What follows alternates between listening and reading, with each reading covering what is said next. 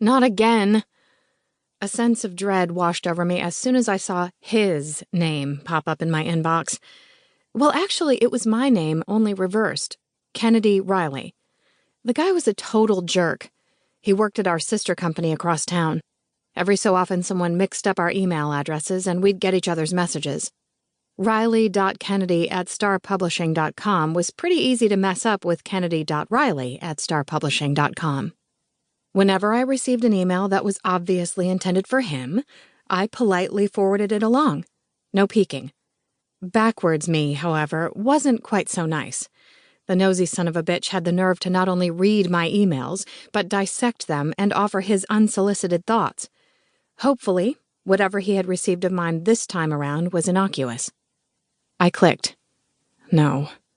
No, no, no. I closed my eyes, barely stifling a groan. Of all the emails for that man to receive, it had to be this one. I sank down into my chair and seriously considered hiding under my desk for the foreseeable future. I couldn't even imagine what he'd have to say about my writing to Dear Ida. Dan Markle over in advertising kept a bottle of scotch in his bottom drawer, one he thought no one knew about, but we all did. Right about now, I really needed to go borrow it. I sighed and started to read Kennedy's forwarding note. Riley. What am I going to do with you? First off, your mother. She sounds like a real peach. Why do you even give a shit what she thinks? Clearly, she's a materialistic, self-absorbed narcissist. If you ask me, people who write those cheesy, bragging Christmas letters are usually lonely. My blood began to boil.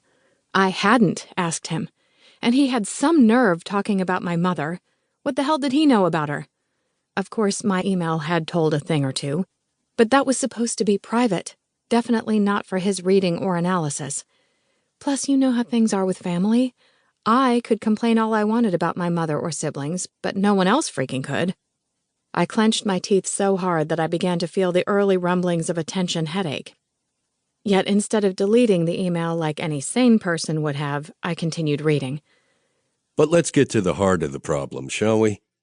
Why are you 27, single, and haven't had a date in 10 months?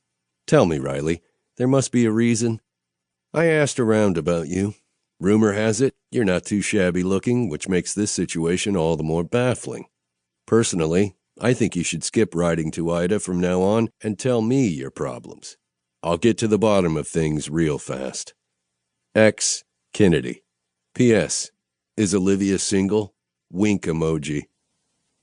I couldn't even understand how this particular message had gotten to him.